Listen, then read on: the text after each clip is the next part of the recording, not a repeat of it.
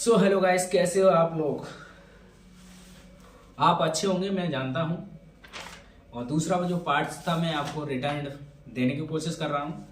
तो हम कहाँ थे, आज़ादी के बाद लोकतंत्र की स्थापना के लिए देश का संविधान लिखा गया।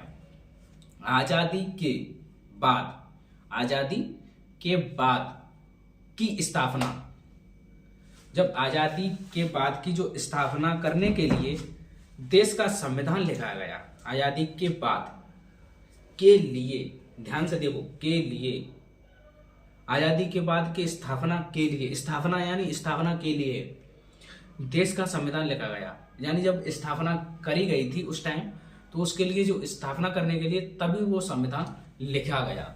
संविधान का निर्माण करने वालों को भी लोगों ने चुना।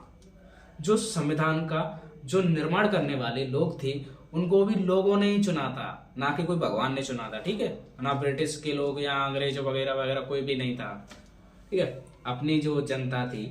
संविधान के केंद्रीय और प्रांतीय दोनों प्रकार के सरकारों को बनाने और चलाने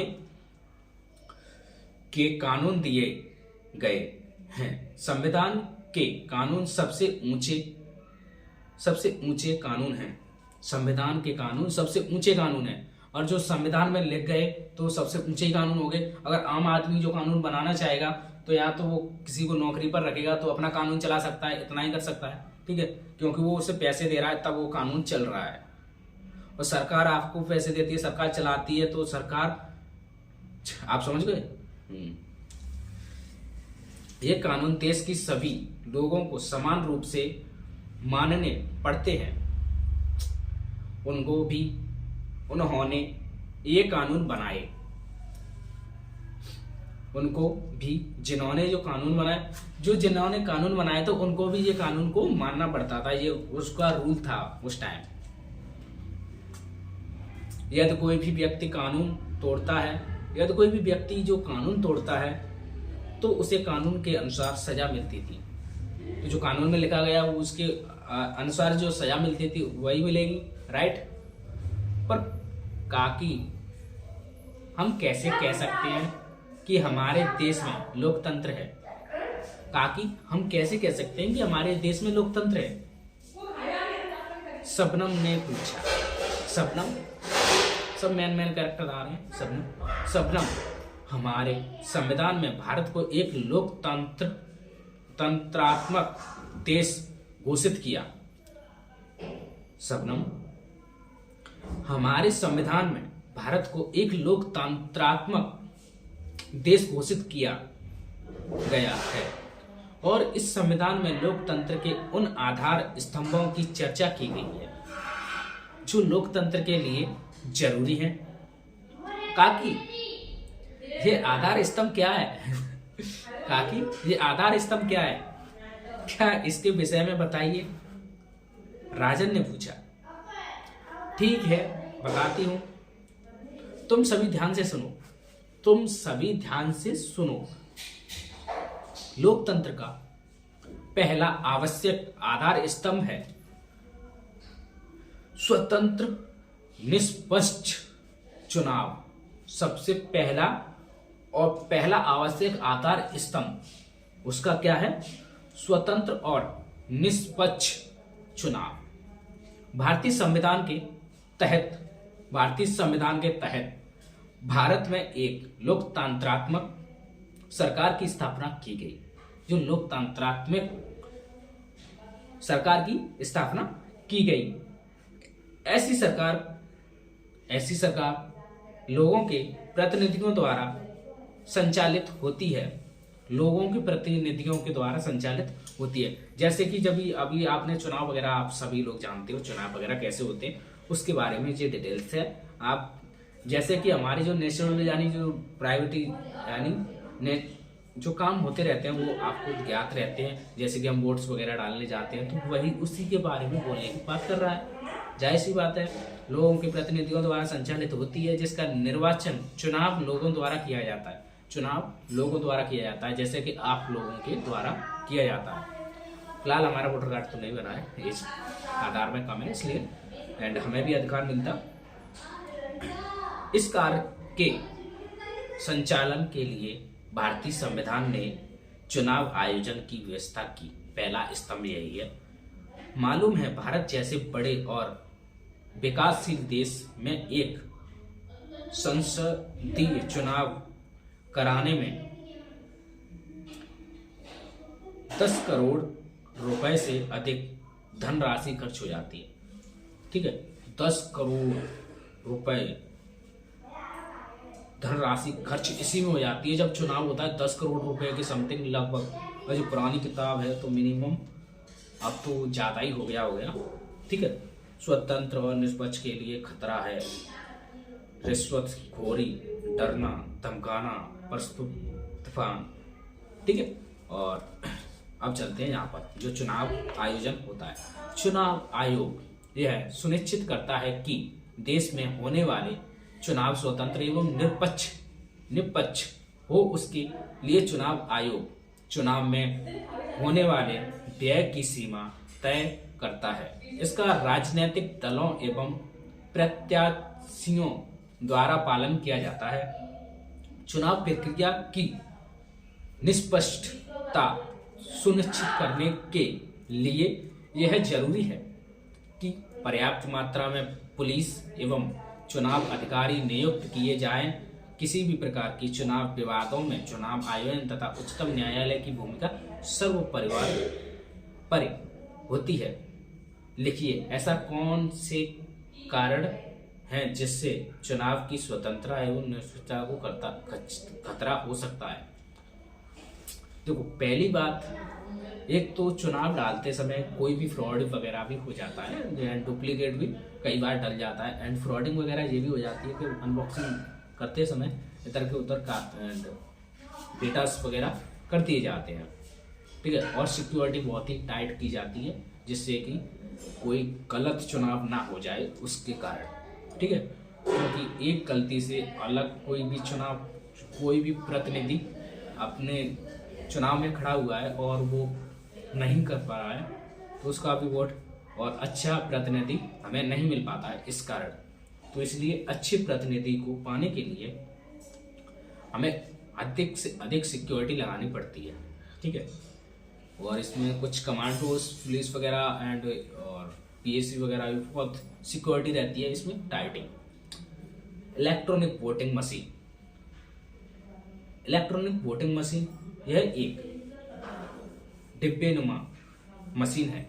ये पहला काम बढ़िया है कि पहले था, अब तो अंगूठा लगाओ काम के लिए, पहले डिब्बे में डालना होता था। वही जो पिछले वाली जो वीडियो में बोला है वो यही था सिस्टम।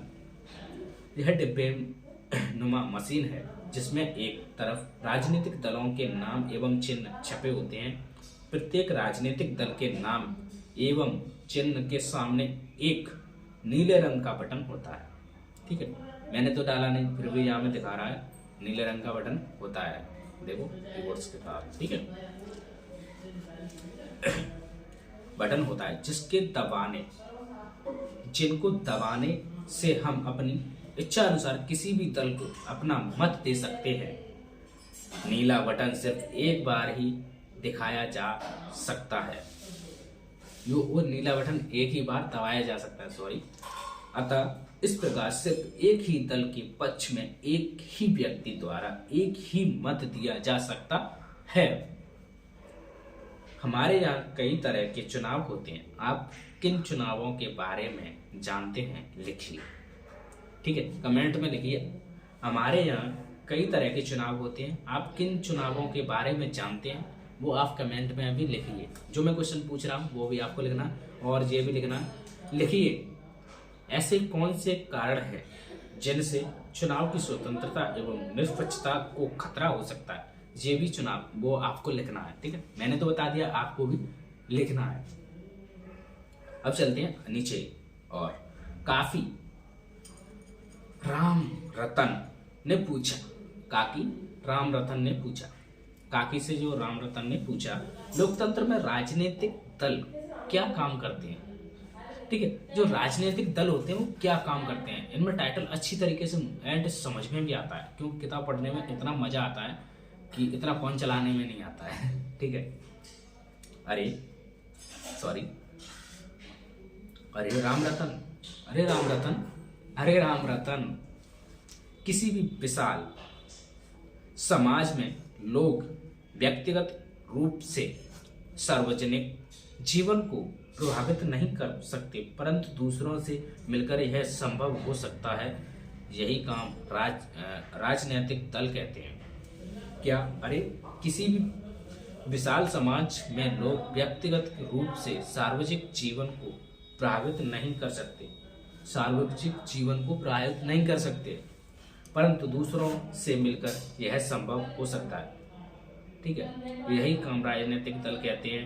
राजनीतिक दल राजनीतिक पद एवं प्रभाव पाने के उद्देश्य से समान विचार रखने वाले के साथ मिलकर कार्य करते हैं। इनके अलावा चुनाव के समय ये राजनीतिक दल अपने अपने विचार, कार्यक्रमों एवं नीतियों को लोगों के समक्ष रखते हैं। यानी राजनीतिक दल, देखो राजनीतिक दल क्या होता है कि यहाँ की जैसे कि आपने 10-12 लोग इकट्ठे किए, उनको सोशल माइंडेड एंड राजनीतिक के बारे में सिखाया एंड क्या क्या कर सकते हैं, पॉजिटिविटी एंड इनके बारे में। राजनीतिक में क्या होता है कि जो बताने की कोशिश कर रहा है वो यही है कि फिलहाल सिस्टम में कुछ चेंजिंग करना, देश के लिए कुछ करना, क्या सही रहेगा क्या सही नहीं रहेगा। इसीलिए हम किताबों को पढ़ा करते हैं और इसीलिए पढ़ने की कोशिश करते हैं। इनसे हमें ये पता चलता है, अनुभव पता चलता है, हम अपने तरीके से एंड अनुभव कैसे लिख सकते हैं। एंड इससे एक स्पीच भी मिलती है हमें, जैसे कि हमें कुछ भी लिखना हो तो ऐसा कौन सा कारण है कि कंप्यूटर आप नहीं चला सकते हो, ऐसी कौन सी चीज़ है जो आप नहीं कर सकते हो, ऐसा क्या है जो आप नहीं कर पाते हो। ऐसे देखो, हमें सोचने की विकसित क्षमता कहाँ से मिलती है? किताबों से मिलती है। क्योंकि किताबों से हमने पढ़ा हुआ वही हम बोल सकते हैं। ठीक है, और किताबों से हमने नहीं पढ़ा है तो हम नहीं बोल सकते, सिंपल सा मैटर है। ठीक है, और किताबें हमारे लिए जीवन का उद्देश्य हैं एंड यही मोटिवेशनल भी चीज़ मैं मानता हूँ। एंड मोटिवेशनल आप पढ़ते हो, बेशक पढ़ते हो, एंड बेशक आप रील्स में भी मोटिवेशनल पढ़ते हो, देखते हो, कुछ भी करते हो, पर मोटिवेशनल हमें किताबों से ही मिलती है। ठीक है, प्रभाव करने के उद्देश्य विचार रखने वाले के साथ मिलकर कार्य करते हैं, जिससे लोगों की यही प्रतिनिधि को चुनने में मदद मिलती है। जिस दल के सबसे ज्यादा प्रतिनिधि चुने जाते हैं वही दल सरकार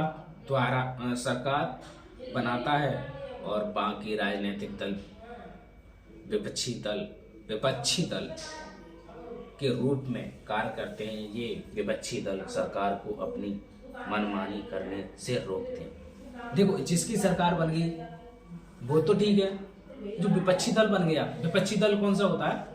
जैसे कि वो दल हार गया, 2 पार्टी हैं, एक पार्टी जीत गई तो ये विपक्षी दल हो गया। ये भी लड़ रही थी, दोनों तो जीत नहीं सकते, एक ही जीत सकता है इसमें, तो ये विपक्षी दल हो गया हमारा, दूसरा वाला एक जीत गया। ठीक है, अब ये क्या करेगा? अब ये जो पहला वाला जो जीता हुआ है और जो हारा हुआ है, अब वो इसकी कमियां निकालेगा। इसकी क्या करेगा? कमियां निकालेगा। कमियां क्या निकालेगा? कि ये काम ऐसे नहीं कर रहा है, कि ये काम वैसे नहीं कर रहा है। जैसे अखिलेश की सरकार में भी आप देख रहे हो कि ये काम ऐसे नहीं कर रहा है। ये विपक्षी दल होते हैं ये, जैसे राहुल गांधी एंड और जो कई कांग्रेस पार्टी वगैरह जो भी है, ये विपक्षी दल के नाम से भी प्रसिद्ध हो चुकी हैं अभी फिलहाल। एंड और जो भाजपा जो सरकार है वो अभी फिलहाल ट्रेंडिंग में एंड विरल में चल रही है। तो यही था प्रोसेसिंग इसका बताने का। तो विपक्षी दल क्या करता है आपको पता है, ठीक है? तो ये जानकारी हमें मोस्ट इम्पोर्टेंट पता होनी चाहिए। तो और चलते हैं आगे। ये इसको पूरा करने के बाद ही आपको 2 क्वेश्चन पूछूंगा और क्वेश्चन आपको बताने होंगे। पर यदि किसी भी दल का बहुमत ना हो तो, यानी दोनों पक्ष बराबर हो, फिर क्या करोगे? ये पूछ रहा है। ऐसे में समान विचारों वाले दल आपसी विचार विमर्श से अपना एक नेता चुनते हैं और सरकार बनाते हैं। ऐसी सरकार मिली जुली सरकार कहलाती है। देखो, अगर उनमें से दोनों बराबर आ रहे हैं और एक आध कोई भी वोटिंग वगैरह रह जाती है तो वो क्या करते हैं, तो एक पार्टी को दूसरी पार्टी में कन्वर्ट करके एक पार्टी बना लेते हैं, ये बोल रहा है। ठीक है, विपक्षी दल वो भी बना लेता है, तो पार्टी में दोनों के काम हो जाते हैं अगर बराबर आ रहे हैं तो एक पार्टी तो बनानी है, या तो तुम हारो या तुम हारे। वो बराबर है तो एक पार्टी को झुकना तो पड़ेगा, या तो तुम ही ले लो या तुम ले लो, सीधी सी बात है, सिंपल सा है, टॉपिक्स है। ऐसा भी होता है कि जिस दल को मतदाताओं के सबसे कम मत मिलते हैं वह भी अन्य दलों से एक समझौते के तहत अपनी सरकार बना लेते हैं। यही बता रहा, जैसे भी उसको कम वोट मिले हैं वो सरकार बन नहीं रही है और भी खड़ा हुआ है, बराबर पे पहुंच गए और कुछ कम पड़ रहे हैं, तो वो एक एंड ज्वाइंट कर लेते हैं सरकार को। जैसे कांग्रेस सरकार, और कौन सी है, बीजेपी सरकार होगी, एंड साइकिल यादव वाले, ये साइकिल वो होगी सरकार यादव की, अखिलेश की सरकार होगी, अखिलेश और कांग्रेस राहुल की है ना? हाँ, कांग्रेस राहुल की है। चलो कोई बात नहीं, सोच कर लिखिए, कमेंट में लिखिए सोच कर, ठीक है। यदि मिलीजुली सरकार में दल के नेताओं के आपसी विचार ना मिले तो क्या होगा? टॉपिक सच्चा है। यदि मिलीजुली सरकार में दल के नेताओं के आपसी विचार ना मिले तो क्या होगा? एक टॉपिक ये भी है। अब दूसरा क्वेश्चन है, जल्दी चुनाव कराने के क्या कारण हो सकते हैं? कुछ भी हो सकता है, ये आपको बताना है। और जो टॉपिक्स है वो आगे मैं क्लियर कराकर बताऊंगा आपको, ठीक है। यहाँ पर क्लिक कर देता हूँ और इतना है। एंड आप वीडियो को शेयर जरूर करें, क्योंकि ये शेयर करने से हमारे जो देश में जो नागरिक शास्त्र बच्चे लोग नहीं पढ़ पाते हैं एंड पढ़ने की कोशिश न करते हैं, उस टाइम क्या होता है, उस टाइम होता ही है, उस टाइम हम हिंदी पढ़ना कम जानते हैं। जब मिनिमम जो होगी 6 की या 7 की होगी, उस टाइम हमारी जो हिंदी है उस टाइम लो चलती है एंड इतना पढ़ने में इंटरेस्टिंग नहीं लगती है, क्योंकि एक एक करके आधार स्तंभ ऐसे भी पढ़ा करते थे, क्योंकि अजीब सा लगता है। तो किसी ने सीखा होगा तो पढ़ ही लेगा, नहीं सीखा होगा तो उसे बोझ लगेगा ये, ठीक है। तो उनको वीडियो जरूर शेयर करें। नागरिक शास्त्र क्या होता है, उसकी क्या विशेषताएं होती है, वो मैंने आपको इसी में बताई हैं और भी बताता रहूँगा। ये पार्ट मेरा 2 है और पार्ट 1 मैंने आपको अपलोड कर दिया है। तो मिलते हैं। जय हिंद, जय भारत। और भी वीडियो को अमेजिंग बनाने के लिए आप चैनल को जाकर सब्सक्राइब कर लो, यूट्यूबर आकाश किंग, ठीक है। ये न्यूज चैनल है, ट्रेंडिंग भी अच्छी चल रही है, उसके 2.5 के viewers and public watch time 61 हो चुका है। एंड ऐसी स्टोरी अमेजिंग डालते रहेंगे। देखो, एग्जाम में कोई भी दिक्कत नहीं है आपको, एग्जाम कभी भी दो, दिल खुश होकर एग्जाम दो। एग्जाम लिखने का तरीका आपको पता होना चाहिए। और टिक मार्क की बात है तो टिक मार्क आप अच्छी तरीके से कोशिश करें। देखो, वैसे भी आप घबरा कर दोगे, कोई भी एग्जाम आप घबरा कर दोगे तो भी गलत होना है, तो वैसे भी दोगे तो दिल खुश होकर दो, कोई दिक्कत नहीं है, आप कोई दिक्कत नहीं है। अरे फेल की इतना तो दिक्कत है, फेल की तो दिक्कत है, मेन चीज़ तो यही होती है। जब उस टाइम मैंने भी किया था तो ऐसा ही मुझे भी लगा था एंड अंदर की फीलिंग्स उस टाइम सोचने की क्षमता कम रहती है। अब हम कर चुके हैं तो हमें सोचने की क्षमता ने अधिक थोड़ी सी उन्नति हो चुकी है। जैसे कि हम किसी भी काम को कर लेते हैं तो एक्सपीरियंस हो जाता है। एक्सपीरियंस इज नॉट ट्रू, सत्य के साथ हमारे प्रयोग वो भी आप करते रहना। जो गांधी जी की बात कहने की थी। और जो मोस्ट इम्पोर्टेंट है, अब ये बताओ भगत सिंह कौन थे? मेन टॉपिक, भगत सिंह कौन थे और भगत सिंह क्या करना चाहते थे? भगत सिंह एक क्रांति लाना चाहते थे जो लोगों को जागरूक कर सके। और वहाँ पर गांधी जी की भी कोई भी दिक्कत नहीं है। अगर गांधी जी उस टाइम नहीं कहते तो आज हमारा देश आज़ाद नहीं होता, क्योंकि ब्रिटिश जो सरकार थी उस टाइम, जो अंग्रेजी सरकार थी, उन्होंने कहा था, गांधी जी से मैंने पढ़ा भी है, उन्होंने कहा था उस टाइम कि आप अपनी गारंटी पर इनको छुड़ा सकते हो। उन्होंने मना कर दिया था क्योंकि ये क्रांतिवादी थे एंड इनमें उत्साह ज़्यादा था लड़ने का, यानी कहीं पर भी लड़ने की उत्साह ज़्यादा था और क्रांतियाँ यानी बनाने का जुनून ज़्यादा था इन्हें, ठीक है। और जो गांधी जी थे वो नरम स्वभाव के थे। वो कह रहे थे देश को आज़ादी तो दिला दूंगा पर मैं आराम आराम से दिलाऊंगा, आराम आराम से, यानी पिट लूँगा। पर उस टाइम अगर गांधी जी का जो लेवल लड़ने वाला हो जाता ना, तो उस टाइम क्रांति नहीं, वो उस टाइम आज़ादी नहीं मिल पाती। तो वो भी लड़ते फांसी वगैरह, ब्रिटिश वगैरह, तुम जानते हो कैसे लोग होते हैं, वो ऐसे ही होते हैं, ठीक है। तो वीडियो आज तक यहीं पर रहेगी, मिलते हैं अगली वीडियो में, तब तक के लिए धन्यवाद। जय हिंद, जय भारत, ठीक है।